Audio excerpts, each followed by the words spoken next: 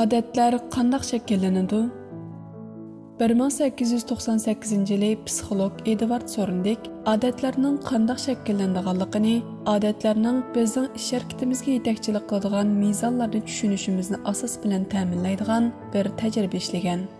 Sorndek hayvonlarning ish harakatlarini tadqiq qilish bilan shug'ullanganlik uchun bu jihatda ishni mushuklarning ish harakatlarini tadqiq qilishdan boshlagan. Sorndek har bir mushukni birdan tepish maqsadiga so'lgan bo'lib, sanduqlar mushuklarning sanduqdan qochib chiqa olishi uchun sanduq ichiga o'rinlashtirilgan ipning tugunchigini tortish, peshongni besish yoki sanduqdagi takchining ustiga chiqish qatorli harakatlardan birini qilish natijasida sanduqning eshigi orqali chiqib keta oladigan qilib loyihalangan. Masalan, sanduqlardan birida bir peshong bo'lib, u peshongni bosganda sanduqning yon tarafidagi eshik ochiladi-da, eshik ochilganda mushuk etilib chiqib, mushuk yemining oldiga keladi. Mushuklarning ko'pinchisi sanduq so'lingan hamon sanduqdan qochib chiqib ketmoqchi bo'lishib, tumshug'i bilan sanduqning bulunglarini turtadi. Tırnaqlari bilan sanduqning eshiklarini tatilab, sanduq ichiga o'rinlashtirilgan harakatchan jismlarni u yoq-bu yoqqa suratdi. Mushuklar sanduqdan qochib chiqish izlanishlari bilan bo'lib, bir necha minutdan keyin sanduq ichidagi sehrli peshongni besib soladi-da, eshik ochilishi bilan sanduqdan qochib chiqa oladi.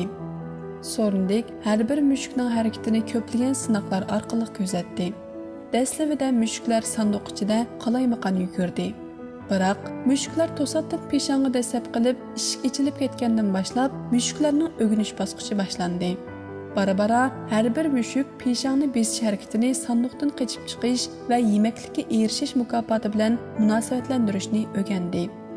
20-30 qitimliq tajribadan keyin mushuklar sanduqqa kirgan hamon peshongga daslash orqali sanduqdan qochib chiqishga shu darajada odatlandiki, mushuklar sanduqdan faqat bir necha sekund ichida qochib chiqib keta oladigan bo'ldi.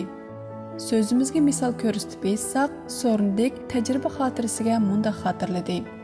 12 numurliq mushuk sanduqdan qochib chiqish harakatini birinchi qitimda 160 sekundda, ikkinchi qitimda 90 sekundda, uchinchi qitimda 15 sekundda tamomladi.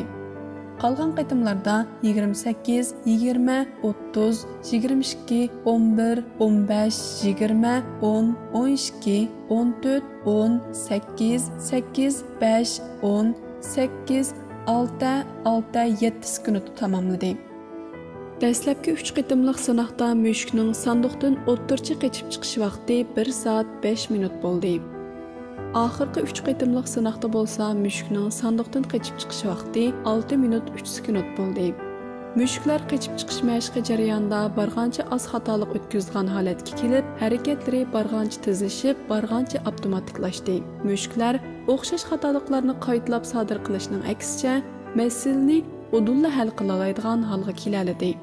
Sorndek bu tajribaga asoslanib turib, o'rganishdagi jarayonini mundaq tasvirladi.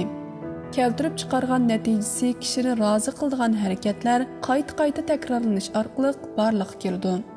Keltirib chiqargan natijasi kishini beoram qiladigan harakatlar takrorlanishi oz bo'lganligi sababli barliqqa keldi.